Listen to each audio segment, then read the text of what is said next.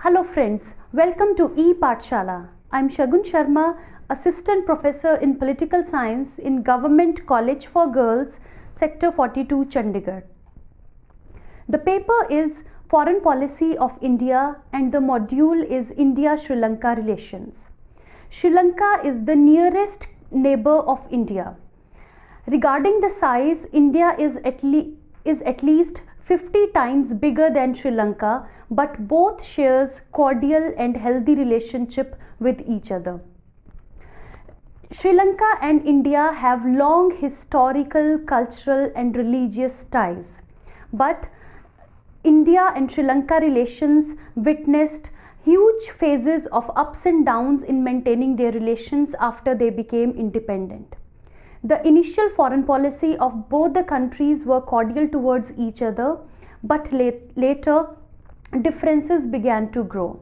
One such difference was because of an island known as Kachadweep Island. After the issue was resolved, the main area around which the conflict between both the countries was centered was the ethnic problem of Tamils. Due to terrorism in Jaffna Plateau of Sri Lanka, there were huge conflicts between India and Sri Lankan government. This module will apprise the readers to the various issues of disputes between India and Sri Lanka. Both are the close neighbors with historical, political, social and religious similarities, and simultaneously both are in disputes on certain issues. Hence, the study of their relations becomes essential. Various stages of relations. Clear analysis of India-Sri Lanka relations can be done on the basis of following classifications: relations with differences, friendly relations, tense relations, return of cordial relations. Relations with differences. India and Sri Lanka both were liberated almost at the same time after a long period from colonial slavery. It was expected that both will maintain mutual friendly relations with similar approach. The decision taken by the Joint National Party of Sri Lanka in early years on foreign policy were having differences with Indian policies. Even after these contradictions, both have adopted similar approaches on various international issues. The issues on which both were having similar approaches were: both observed faith in the unity of nations of this region through the participation in the Conference of Asian Nations in March 1947, even after the dependence on colonial powers. Both opposed the Dutch colonialism during a conference in New Delhi on the question of freedom of Indonesia in January 1949. Both the countries observed faith in the policy of non-alignment. Both got the membership of Commonwealth nations. Essentially, there has been a lack of friendly relations between the both in early years, but there were no hatred relations at all. They have adopted the similar approaches on many issues even after the disputes on some important issues. It may be one of the reasons that Sri Lankan government at that time was not a proper expression of public opinion. That was a government only of few rich people of urban elite class having Western education, which was representing only about 7% of total population of Sri Lanka. Friendly relations. These relations changed rapidly and there have been friendly relations of India with both the later governments. Following were the reasons of having friendly relations between both the countries during the regime of Bandar Naike. The new government, after taking the charge, asked the British to leave the military and navy bases from Sri Lanka. Now Sri Lanka adopted clearer approach on non-alignment in foreign policy. Sri Lanka adopted the approach similar to India on Suez and Hungary problems in international politics too. Both countries tried to solve the bilateral issues, particularly the problems of migrants, sympathetically and swiftly. Both adopted the similar approach on the Tibet issue of 1959. In this way, the regime of Bandar Naike has been the indicator of improvement in relations of both the countries. Its main reason has been the courtesy visits by the political leaders of India and Sri Lanka. Nehru visited Sri Lanka in May 1957 and Bandar Naike visited India in November 1956 and December 1957. Sri Lanka organized Commonwealth Parliamentary Conference jointly with India and Pakistan in 1957.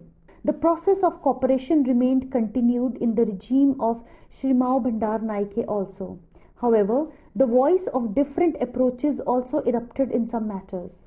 Following were the reasons for the development of activities of friendship and cooperation between both the countries. Sri Lanka supported the accession of Goa, Daman and Diu in India after liberation from British in 1960. After the death of Nehru, Sri Lanka declared the public holiday on 28th May in the honor of Nehru. Sri Lanka started to follow the foreign policy of non-alignment more clearly. It adopted the friendly attitude with both the parties of dispute by remaining neutral on disputed matters. It made important efforts to solve the issue of migrants through the Shastri Bhandar Naike Agreement of 1964 on migrants. Along with these cooperative aspects, differences were also on some aspects. The most important dispute among them has been on the role of Sri Lanka during the Indo-China War of 1962. During the regime of Bhandar Naike, the relations of Sri Lanka remained more cordial with China instead of India. That's why Sri Lanka did not declare China an aggressor during Indo-China War of 1962 and welcomed the one-sided ceasefire declaration by China. But this problem has another aspect also. Sri Lanka called the conference of 6 non-aligned countries in Colombo to solve the Indo-China dispute. Though the recommendations of this conference were important, yet could not be executed due to non-cooperative attitude of China. The role of China cannot be denied in this regard. In this way, the relations during the regime of Bhandar Naike have been normal even after some disputes. India-Sri Lanka relations remained cordial due to the positive approach adopted by Dudley Senanayake government and again by Bhandar Naike government. More stability in relations appeared in this period due to various treaties and agreements signed by both the countries. These were: both the countries worked together in UN to declare the Indian Ocean as a zone of peace in 1971. India sent military assistance to Sri Lanka on the request of its government to suppress the anti-government activities in 1971. By showing the broad-mindedness, India handed over the island of Kachdev to Sri Lanka in 1974. Though Sri Lanka maintained complete neutrality during Indo-Pak War of 1971, yet there was no negative impact on the relations of both. Contrary to this, last efforts were taken to solve the problem of migrants between both the countries through the joint declaration by Indira Gandhi Bhandar Naike in 1974. Tense relations.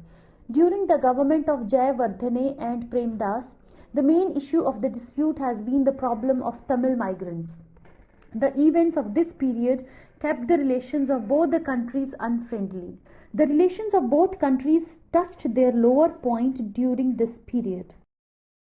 The Tamil Sinhalese communal riots of 1981 and 1983 not only repeated the 1958 and 1977 incidents but demonstrated the extreme disappointment also. Without mentioning the detailed description of events of this historical context, it becomes clear about their situation from the different main incidents of the time. Mainly in this period, India and Sri Lanka signed the historical treaty on 29th May 1987 to solve this problem. As a result, a soldier at the time of taking the guard of honor attacked to kill Rajiv Gandhi. India sent its peacekeeping force to Sri Lanka on 29th July 1987 to execute the agreement under the Articles 2.14 and 2.16 of the agreement. The peacekeeping force returned back without completing its task according to the conditions of the agreement after Premdas has taken the charge as president.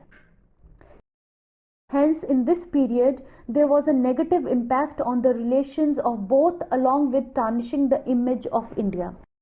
Later on, due to the involvement of Tamil terrorists in the assassination of Rajiv Gandhi, India not only stopped the support to them but also appealed to the Sri Lankan government to hand over their chief Prabhakaran. Return of cordial relations. The relations of India and Sri Lanka again returned back to cordiality after taking the charge of government in Sri Lanka by Chandrika Kumaratunga. After that, Sri Lankan Foreign Minister visited India during 6 to 10th October 1994 and increased the trust on issues of mutual cooperation. These relations became stronger after the official visit of Chandrika Kumartunga to India in 1995.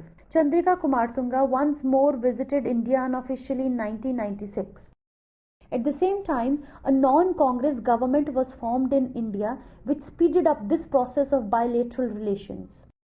The relations of both the countries improved through the policies of National Front government, particularly the Gujarat principle towards the neighbours. The same policies of India remained to continue even after the Vajpayee government came to power. Both countries signed an agreement to increase the free trade system during the visit of Chandrika Kumartung to India in December 1998, which strengthened the bilateral economic relations. The most important was that Chandrika Kumartunga visited India after the Pokhran II of May 1998, which proves that Sri Lanka has properly evaluated the security initiatives of India. The efforts for mutual friendship between India and Sri Lanka continued. Internal crisis got intensified in Sri Lanka in April to May 2000. With increasing the tension between government and LTTE, the incidents of ethnic riots and murders started. Sri Lanka government appealed India for help. The Foreign Minister of Sri Lanka, Lakshman Kadirgamad, visited India in this regard in May 2000. Keeping in view the past experiences, particularly of 1987 to 90, Indian government expressed its helplessness by following the policy of caution, worry and continuity on this issue. Though Sri Lanka didn't like this, but India did not want to repeat its bad experience. To clarify the difference of thinking between both the countries, Indian Foreign Minister Jaswant Singh visited Colombo in June 2000. All the disputes related to free trade agreement signed by Kumartunga in 1998 have also been solved up to the end of this year. Hence, the overall relations have been cordial even after some differences in approaches. Though after the assassination of Rajiv Gandhi and the failure of peace agreement, India kept itself away from the talks between Sri Lankan government and Tamil organization. But the worry about the ordinary Tamil citizens has also been influencing India-Sri Lanka relations. The above phase of peace has become stronger after the change in leadership in Sri Lanka and its victory on Tamil terrorists. It became clear from the decision of newly elected President Mahinda Rajapaksa in 2005 to select India for his foreign visit that new leadership gives utmost importance to India in its bilateral relations.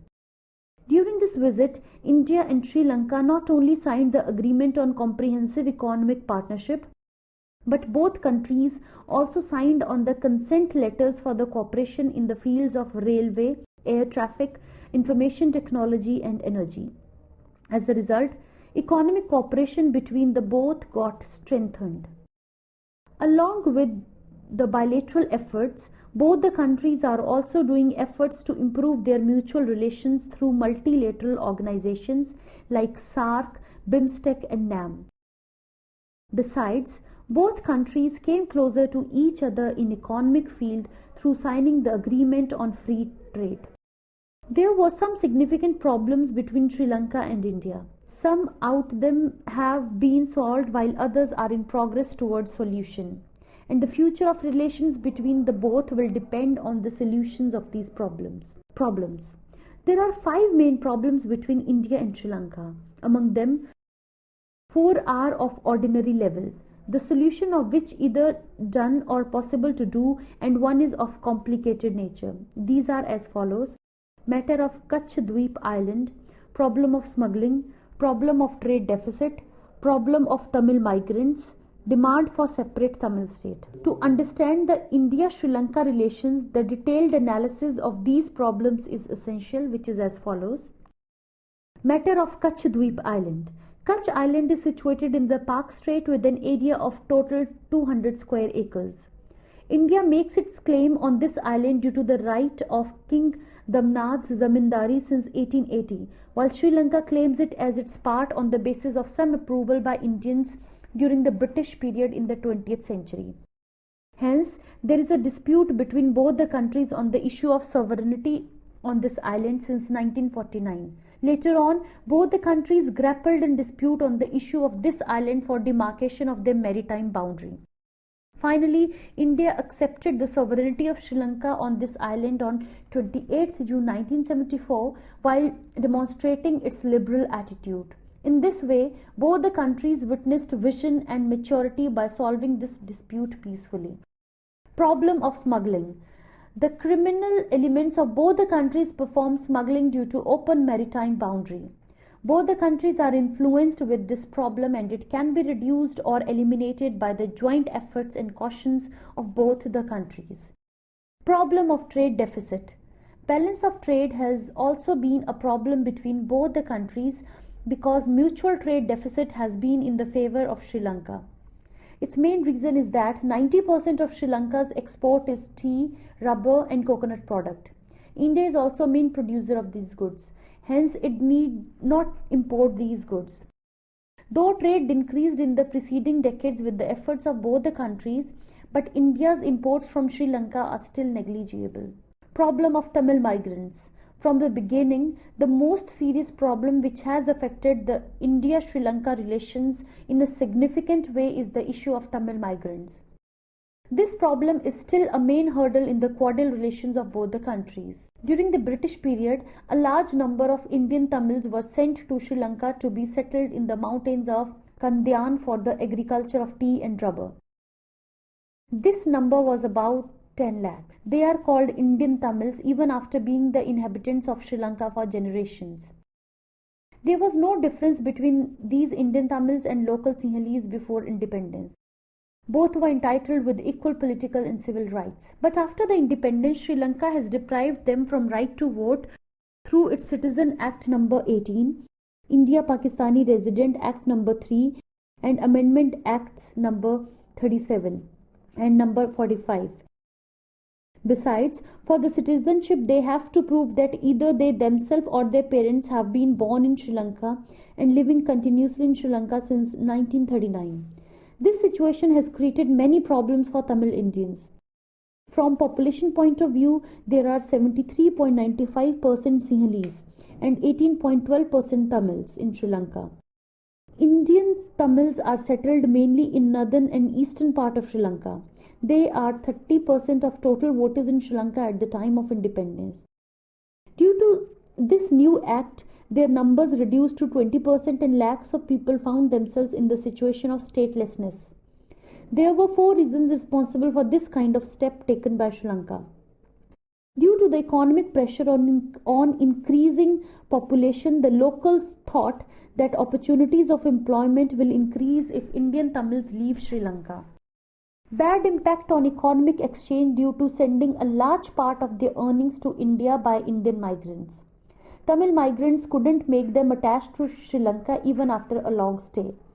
It was necessary to deprive them from right to vote for political reasons also. The above reasons directly affect the political systems of southern states of India. India tried to solve these problems in 4 stages by adopting the different approaches. From 1947 to 1950, Nehru viewed this problem in the broader context of Indian migrants. That's why Nehru adopted a tough stand on the return of Tamils to India in a larger number. His stand was that the Tamils of Sri Lanka will stay now in Sri Lanka.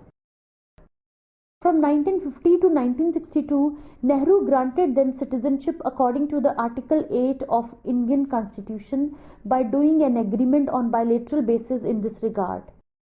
In this way, Nehru's policy on one side has been to protect the Indian Tamils and on the other side not to decline the bilateral relations. Perhaps only due to this, first agreement was signed in 1954 between India and Sri Lanka in this regard. From 1964 to 1981, Shastri and Indira adopted a new approach by leaving the Nehru's approach. Under this, they signed agreements to solve the problems of stateless Tamils on the conditions of Sri Lanka by considering the ethnic issue very important for the improvement of bilateral relations. They tried to solve this problem on the basis of agreements of 1964 and 1974. Shastri Bandaranaike agreement took place in 1964.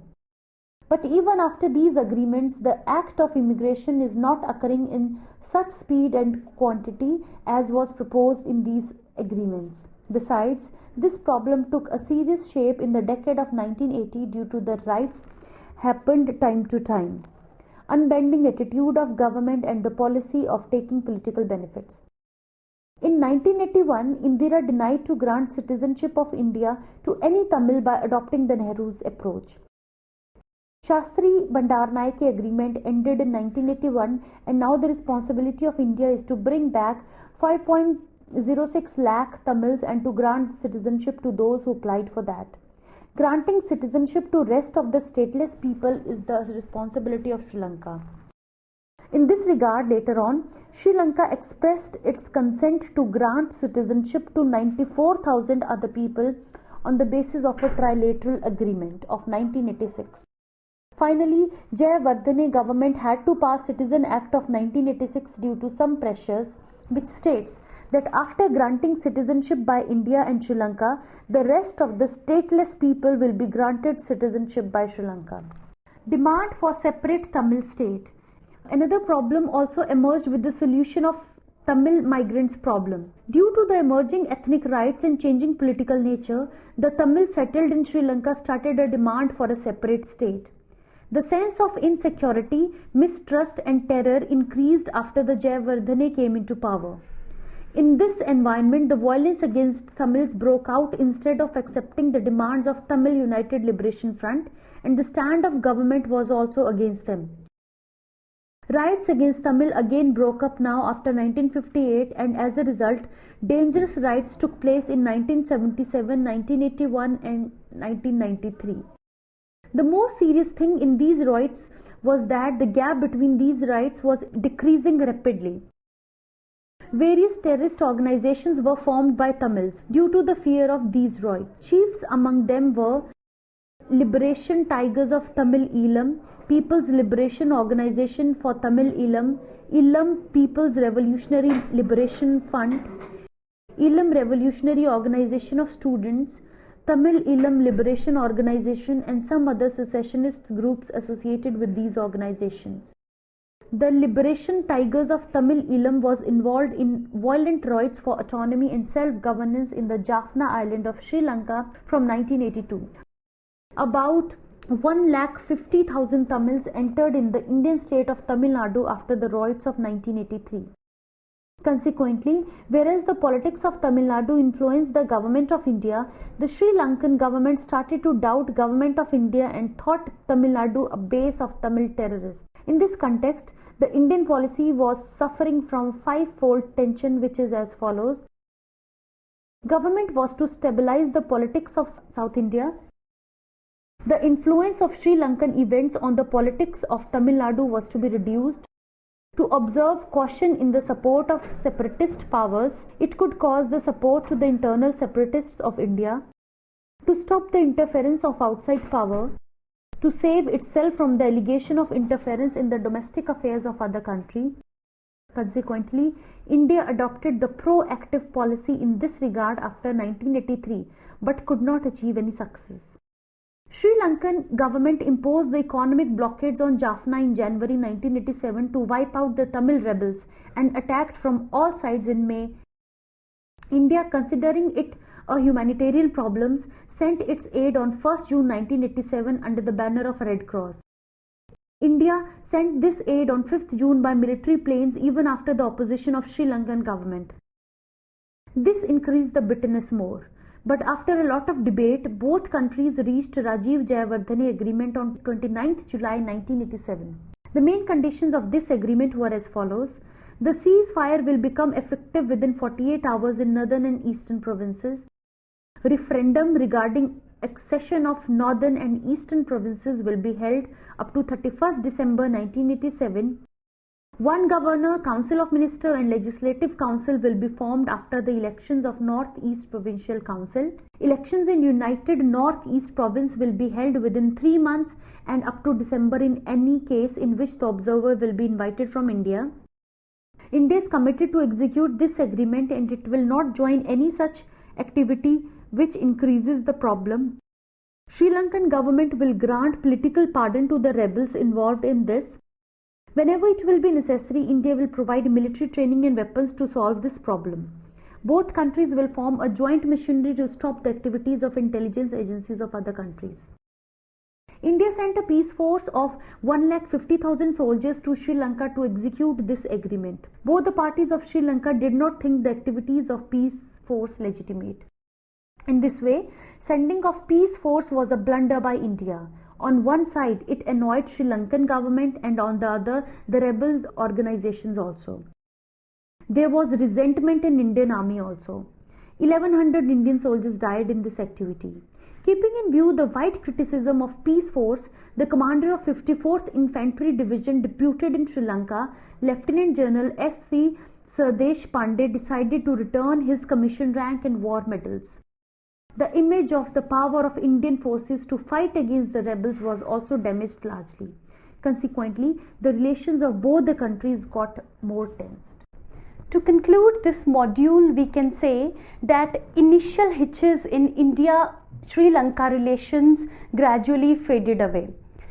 In 1990s, India-Sri Lanka faced a new kind of relationship after the end of ethnic problem in Sri Lanka. When India took away its peace force from Sri Lanka, gradually the relationship warmed. Moreover, India also began to loosen up its sensitivity towards the Tamil cause after the assassination of Indian Prime Minister Rajiv Gandhi. Now, both the countries focus more on cultural and trade relations between each other. Both the countries are also responsible in making the Indian Ocean zone a zone of peace among each other. Thank you.